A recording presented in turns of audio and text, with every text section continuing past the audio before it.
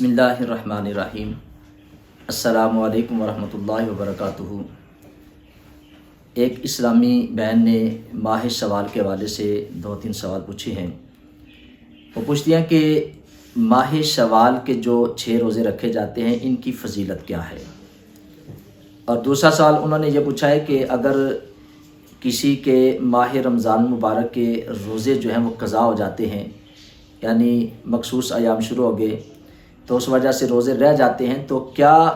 ماہ شوال کے جو 6 روزے ہیں ان کے ساتھ وہ رمضان المبارک کے قضا روزوں کی نیت کر سکتی ہے کہ نہیں۔ اور تیسرا سوال یہ پوچھا ہے کہ کیا ماہ شوال کے جو 6 روزے ہیں اس کو ہم نے ابتدا سے شروع کرنا ہے، یعنی ماہ شوال کے شروع سے ہی اس کو ہم نے رکھنا ہے، کہ اس کو ہم درمیان میں یا آخر میں بھی رکھ سکتے ہیں۔ اس حوالے سے جو بھی صحیح مسئلہ ہے وہ ہمیں بتا دیں۔ سب سے پہلے اس بات کو اپنے ذہن کے اندر رکھیں کہ نبی پاک صلی اللہ علیہ وسلم کا فرمان عالی شان ہے کہ جس بندے نے ماہ رمضان المبارک کے روزے رکھے اور پھر اس کے ساتھ 6 روزے ماہ شوال کے رکھے، تو حضور فرماتے ہیں کہ اس بندے کو اللہ رب العزت کی بارگاہ سے پورے سال کے روزے رکھنے کا اجر اور ثواب جو ہے وہ مل جاتا ہے۔ اب نبی پاک صلی اللہ علیہ وسلم نے فرمایا کہ جو ماہ شوال کے 6 روزے رکھتا ہے اور ماہ رمضان کے ساتھ اس کو ملا لیتا ہے، یعنی ماہ رمضان کے روزے رکھے اور ماہ شوال کو بھی ساتھ 6 روزوں کو رکھتا ہے، تو اس میں جو نقطہ علماء نے لکھا ہے وہ یہ ہے کہ سال کے روزوں کا اس کو ثواب کیسے ملتا ہے۔ علماء نے لکھا ہے کہ اللہ رب العزت قرآن پاک میں فرماتے ہیں من جاء بالحسنات فلہ عشر امثالھا، کہ جو بندہ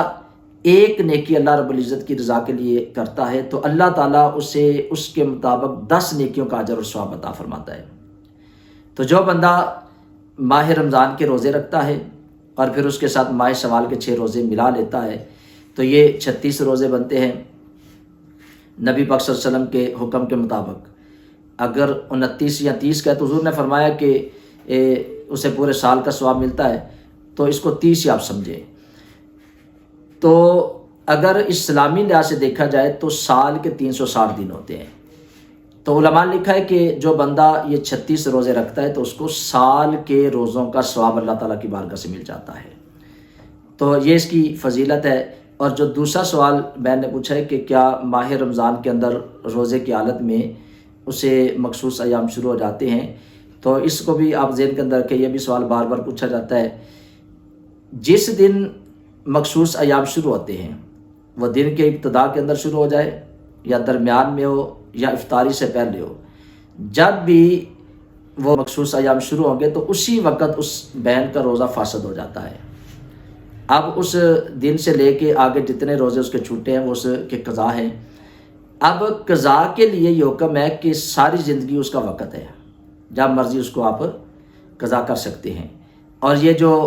6 روزے ماہ شوال کے نفل ہے تو اس کو بھی آپ ساتھ رکھیں۔ اور یہاں پہ ایک اور مسئلہ بھی ذہن کے اندر رکھیں کہ کچھ آپ ان باتوں کو بھی سنتے ہیں کہ جس بندے کی کوئی عبادت رہ جاتی ہے یعنی قضا ہو جاتی ہے تو اس جنس کی عبادت اتنی دیر تک مقبول نہیں ہوتی جب تک وہ جو قضا تھی اس کو آپ ادا نہیں کر لیتے، یعنی روزوں کو نہیں رکھ لیتے۔ تو اس بات کو اپنے ذہن کے اندر رکھیں کہ حدیث پاک کے اندر آتا ہے، نبی پاک صلی اللہ علیہ وسلم نے فرمایا کہ کل قیامت والے دن جب بندے کے فرائض پورے نہیں ہوں گے تو اللہ تعالیٰ نفلوں کے ساتھ ان فرائض کو پورا فرما دے گا۔ تو جو اس کا مطلب ہے کہ اس بندے کی وہ عبادت مقبول نہیں ہوتی، اگر قضا ہو تو قضا پہلے ادا کرنے سے پہلے وہ عبادت مقبول نہیں ہوتی، تو اس کا مطلب علماء نے لکھا ہے کہ وہ عبادت معلق رہتی ہے جب تک وہ ادا کرنے والی جو عبادت تھی یعنی جو قضا ہو گئے تھے اس کو ادا نہیں کیا تو وہ عبادت معلق رہتی ہے۔ اس کا مطلب یہ نہیں کہ اللہ کی بارگاہ میں قبول نہیں ہوتی، جب وہ قضا اپنی کر لے گا تو یہ نفلی عبادت بھی اللہ کی بارگاہ میں مقبول ہو جاتی ہے۔ تو یہ جو کچھ ہے کہ اس کی ساتھ نیت کر سکتا ہے، تو یہ نیت نہیں کر سکتا، قضا کو وہ پہلے